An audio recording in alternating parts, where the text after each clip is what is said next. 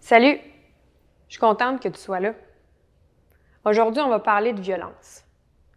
La violence, ça se présente sous différentes formes, puis on va prendre le temps de les identifier une à une. Ça se peut que ça te shake, les exemples que je vais te partager. Comme ça se peut que tu te reconnaisses aussi. La première chose qui va t'aider à mettre un frein à tes comportements violents, c'est de prendre conscience de ce que toi, tu fais. Quand je demande aux gens c'est quoi la violence, on répond souvent c'est physique ou verbal. Ça se trouve être les formes de violence qu'on arrive à identifier le plus facilement. Mais la violence, ça ne se résume pas à crier ou à frapper. C'est beaucoup plus que ça. Commençons par la violence physique. C'est frapper, pousser, tirer, traîner, serrer les bras, étrangler. Savais-tu que séquestrer quelqu'un, c'est de la violence physique?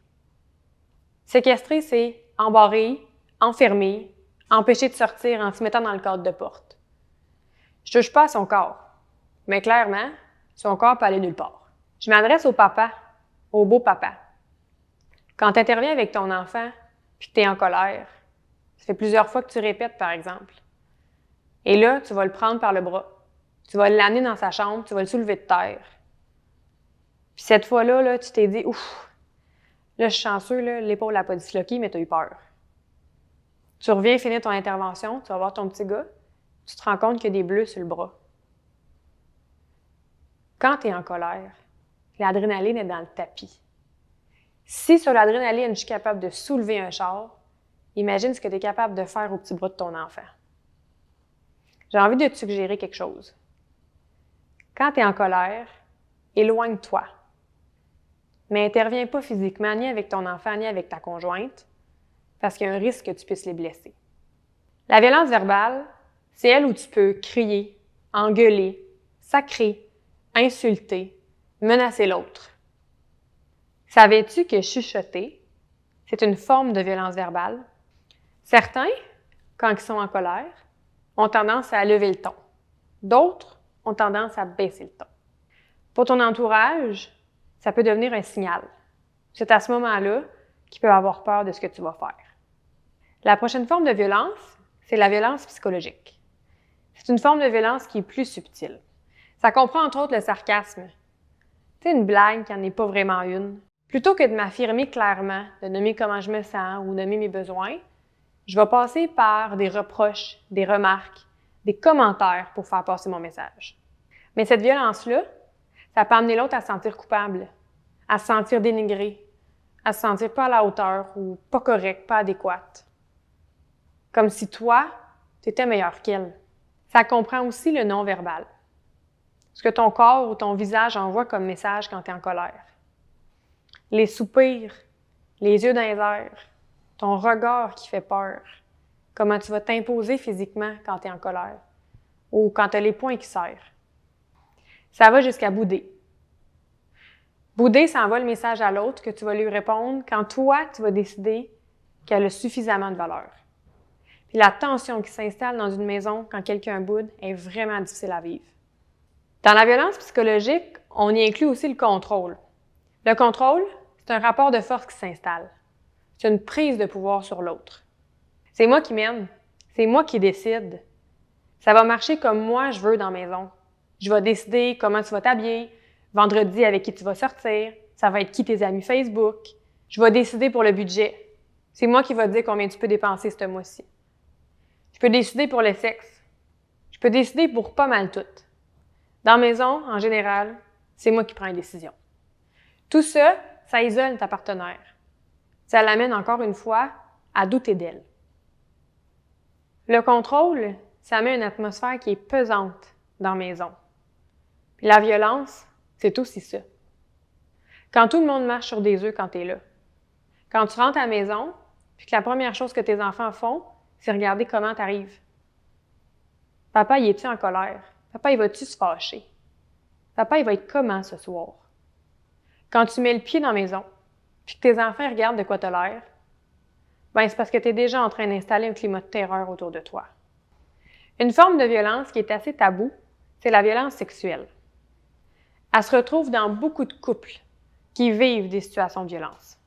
Je te donne quelques exemples de comportements de violence sexuelle que tu peux déjà avoir fait dans tes relations de couple, puis qui sont peu connus. Un soir, tu as envie de ta blonde, elle, ça y tente plus ou moins, toi, tu as vraiment le goût. T'insistes. 1 fois, 2 fois, 3 fois, puis elle finit par dire oui. Insister en espérant que l'autre change d'idée, juste pour répondre à ton besoin. Elle te dit non. Toi, tu te vires de bord dans le lit. Pas de sexe, pas d'affection. Le lendemain, c'est elle qui en a le goût, puis c'est toi qui te dis non. Tu peux tomber dans le chantage. Je vais t'en donner si tu m'en donnes. Tu as envie d'essayer une nouvelle pratique, puis l'autre, ça ne tente pas. Et là, tu vas passer un commentaire, puis tu vas lui dire « Ben, mon ex, elle le faisait. » Tu peux aussi lui dire que si elle le fait pas, tu vas aller voir ailleurs. Tomber dans des menaces de tromper ou menaces de quitter, ça se trouve être de la violence sexuelle. En fait, c'est de trouver une façon de faire sentir l'autre assez coupable pour qu'elle me donne ce que je veux. Ça peut aussi être de façon verbale. Dénigrer son corps ou la comparer à quelqu'un. Ça peut même se rendre jusqu'au viol conjugal. Savais-tu que les viols et les agressions se font majoritairement dans les relations de couple? On appelle ça le viol conjugal. C'est possible de faire de la violence sexuelle via la technologie, en partageant une photo intime de ta partenaire, par exemple. Quand elle t'a donné son consentement, la photo, c'était pour toi. Elle n'a pas accepté que ça soit envoyé à tes amis, à ses amis ou publié sur les réseaux sociaux. Parlant de réseaux sociaux, la prochaine forme de violence, c'est la cyberviolence. C'est une forme de violence plus récente, mais qu'on voit de plus en plus fréquemment. La cyberviolence, ça s'utilise via la technologie. Par exemple, tu reçois un texto de ta conjointe qui dit que ce soir, elle s'en va au 5 à 7 de sa job. Là, tu es inquiet, puis tu vas aller fouiller dans ses réseaux sociaux. Peut-être que tu vas savoir être avec qui ce soir. Ça donne bien. La semaine passée, tu as incité pour avoir accès à ses mots de passe. Fait que tu peux aller voir à qui qu'elle parle. Commence à être un peu tard. Elle n'est pas revenue. Ben, tu vas la texter. 1 fois, 2 fois, 4 fois. T'es où? T'es avec qui? Pourquoi tu rentres pas? Qu'est-ce que tu fais? L'affaire avec la cyberviolence, c'est qu'avant, dès que ta partenaire quittait le cadre de porte de la maison, la violence s'arrêtait là. L'impact de la violence perdurait, mais pas les comportements. Aujourd'hui, avec un cellulaire, un ordi, les réseaux, les courriels, tu peux continuer à exercer du contrôle puis à surveiller l'autre, même quand tu n'es pas avec l'autre. Une des dernières formes de violence, c'est la violence envers les objets. On va aussi y inclure la violence envers les animaux. Si je commence avec la violence faite aux animaux, ça se trouve à être, après ta journée de travail, tu ouvres la porte, puis la première personne qui t'accueille, ça va être ton chien. Si tu as une mauvaise journée, c'est ton chien qui va le savoir en premier. C'est après lui que tu vas crier. C'est lui que tu vas pousser. Ou c'est lui que tu vas frapper s'il ne se tasse pas du chemin. La violence envers les objets, c'est quand tu claques la porte, tu frappes dans le mur, tu lances ton sel. Quand tu frappes dans ton mur, c'est pas après le J-Proc que tu es en maudit. Tu as accumulé, puis tu as mal géré ton cumul. Le risque avec la violence envers les objets, c'est que non, tu n'es pas en train de toucher physiquement quelqu'un. Par contre, quand ta conjointe te voit frapper dans le mur ou claquer la porte, elle peut avoir peur puis se dire « c'est-tu moi qui va manger le prochain coup? » Tu as eu une mauvaise journée à job, tu reviens à la maison, tu frappes dans le mur puis tu fais un trou. Tes enfants reviennent de l'école, ils voient le trou dans le mur.